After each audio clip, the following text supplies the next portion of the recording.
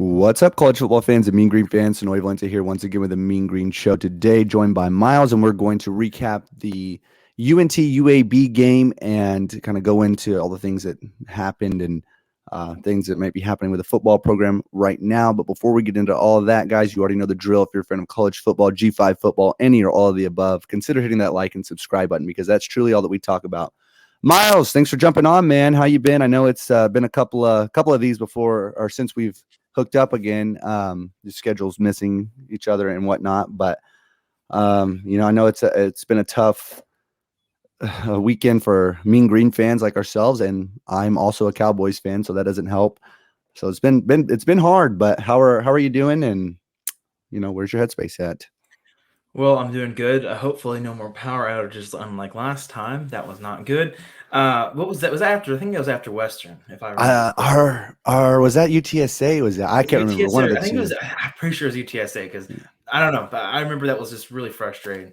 But I'm glad to be back. It was a pretty rough weekend for North Texas sports. North basketball getting just hammered.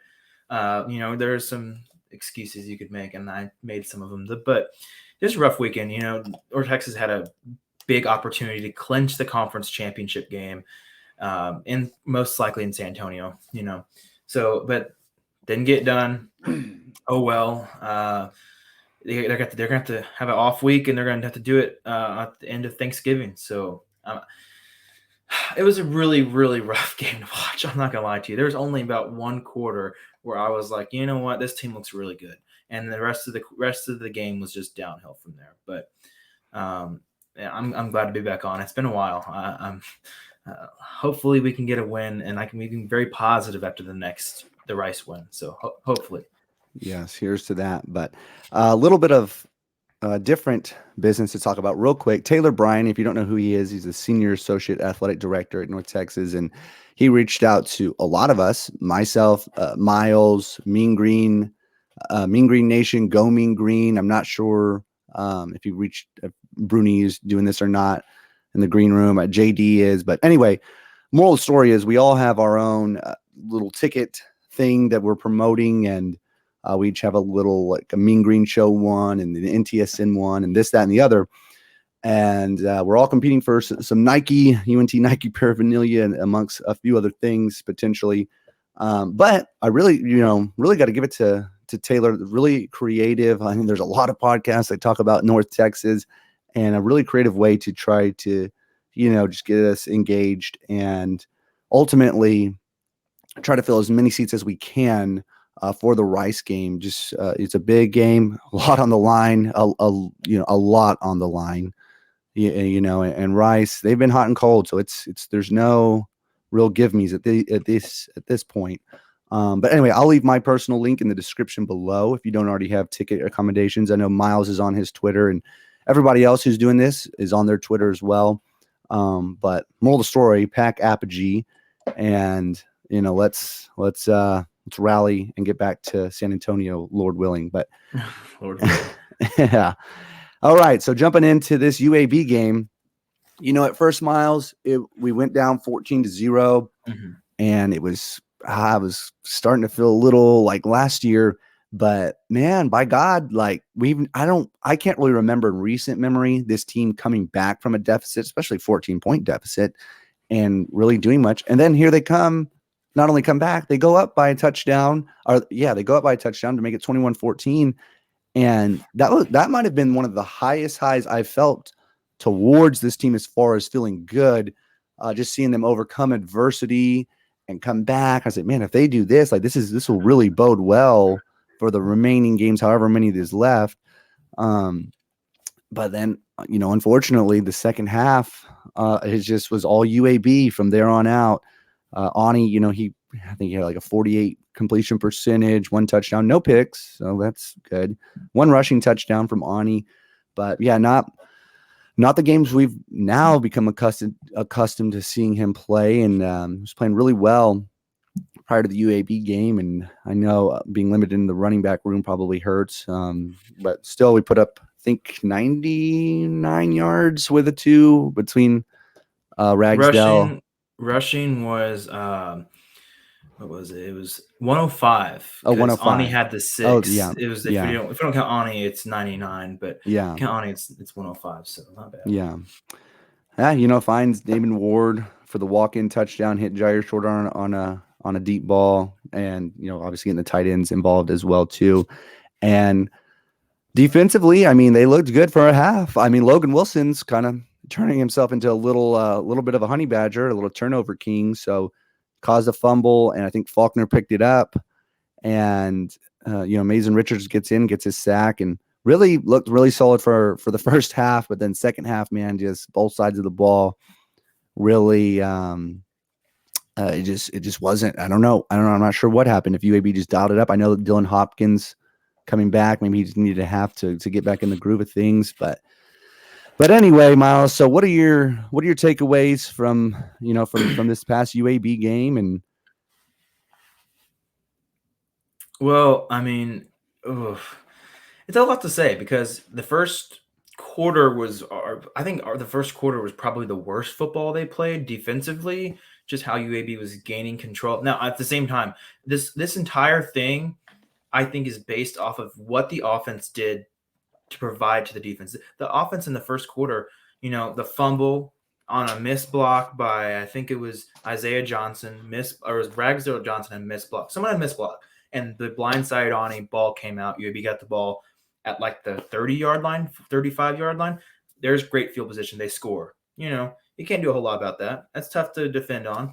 And then the other one was it the turnover on down, the missed field goal? They missed field goal when they really, the wind's blowing, the way they're kicking a field goal that made no sense. And then it's just, the second half, defense stays on the field for 7.5 minutes. Offense gets the ball 3 and out within 30 seconds. That didn't help. Defense was on the field for, I think the time of possession in the second half was like UAB like 20 minutes on the field in the second half, especially in the third quarter. I think they had the ball almost the entire third quarter.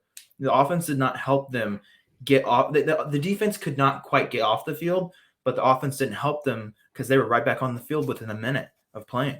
It didn't really help. Another thing was clock management. The clock management was horrible, and mainly in that fourth quarter when Latrell called 2 timeouts because the offense didn't know what they were doing. The plays, I don't know what was happening. I have no clue what's happening, but I do know they had 2 timeouts gone by the fourth quarter. And it just, a lot of these, and the same thing, the fourth down in the first quarter when they kicked the field goal instead of going for it, just things like that. I just didn't understand it. But at the same time, guys like Logan Wilson, Mason Richards, I think Deshaun Gaddy had an okay game. I think he got burned once. I think it was Mebane Whitlock. I could not tell on that play. But there's certain guys, mainly defensively, that have really been playing a lot better recently. But at the same time, you got to give it to UAB. They have a very good running back core. Those 2 guys, Spencer. Oh, what's his name again? McBride and the other one. McBride. I almost said Spencer Brown. That's their old running back. Yeah. Brown and McBride both were really, really good that game. So, and UAB's defense, they're known for being a really good defense. They are a very good defense. But then, North Texas run a 3rd down and 1, run up the middle after doing it on 2nd down. I just don't get that. That's just what confused me the entire time. But, man, they had their opportunities to win this game. They had their opportunities to put it away at certain times. But it's not the worst play game. Honestly, UNLV was pretty bad. So I think they've much improved since UNLV. But at the same time, that's just a loss in that type of situation. You're on the road. You haven't beaten UAB since 2017. And clinched a championship. Win on the road. It's not easy to win on the road, but still, I mean, it's like the wheels came off and then the car just exploded in the middle of the road. Mm-hmm. I don't know if there's a better analogy than that because it was just a disaster, utter collapse. But I do think this team is still good enough. If they replayed UAB again, if they rematched them, they would win. They would win. I think they would. I don't know. I don't know. I mean, what, they had 50 yards in the second half? How do you only 50 yards in the second half? See, that's what I'm saying. They had a lot of those 3 and outs. They're going like this. I don't know what their play calling was for this game, but it was not good. Yeah. If you're going 3 and out within 30 seconds back-to-back offensive drives in the second half, you're not going to win the game, especially when they're pulling these Army-style drives where they're going down the field 90 yards in 8 minutes, just things like that. It doesn't help. And the defense is good, but they're not that good. They're not a Georgia defense. They're not going to be able to contain this type of team the entire time. But that's why I guess that was a long-winded response. But no. Well. It's all the things I observed and I gathered and I wrote down on my notes in my phone because I was like, this is just insane. Just all the things that were happening in this game. It's so preventable. So preventable.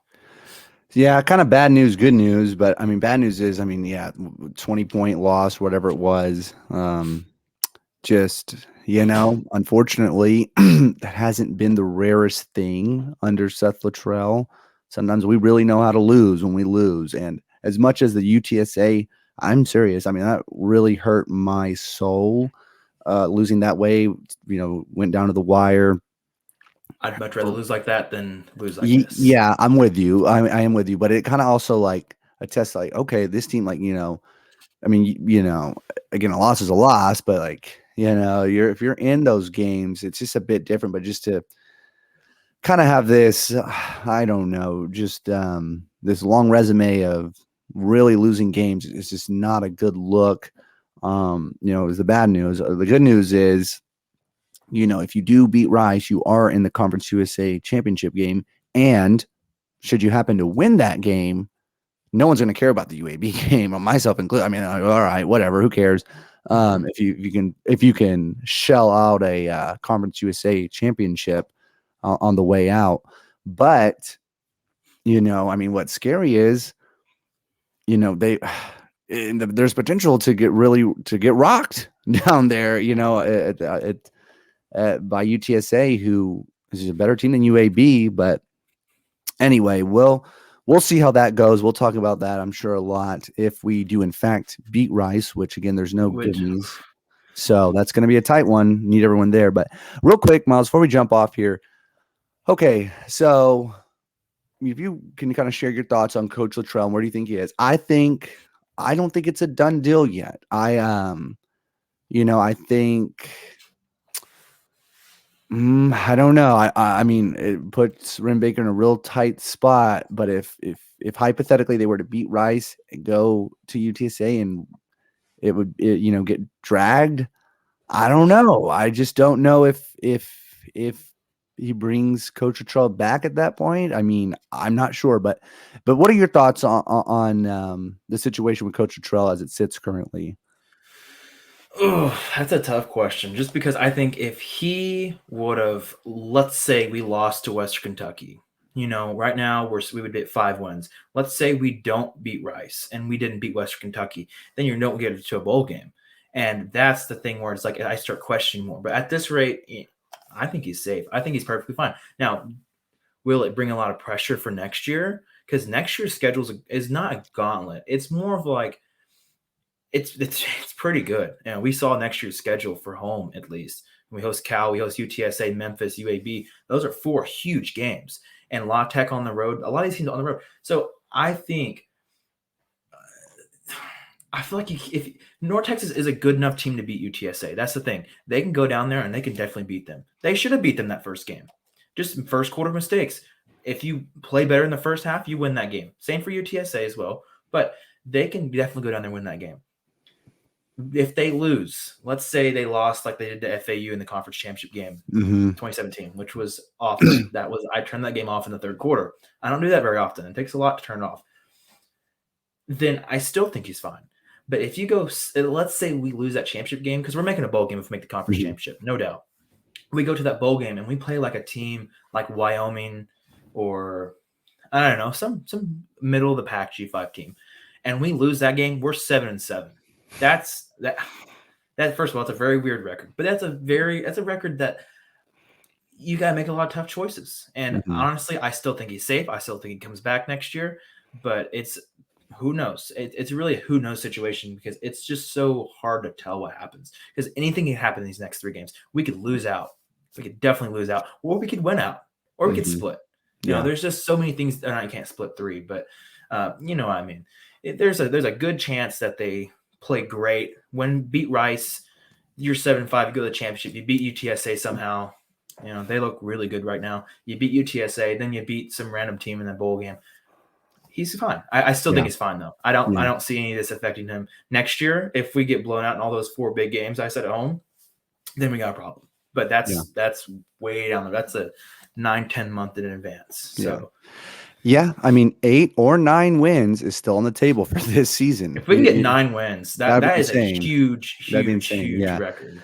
Honestly, win the Conference USA championship. Let's leave this be and extend that man till extending, but if you win the conference championship, I'm down. But I guess so. You could say that. But all right. Anyway, thank you so much, Miles, for jumping on. As always, go Mean Green. Go Mean Green.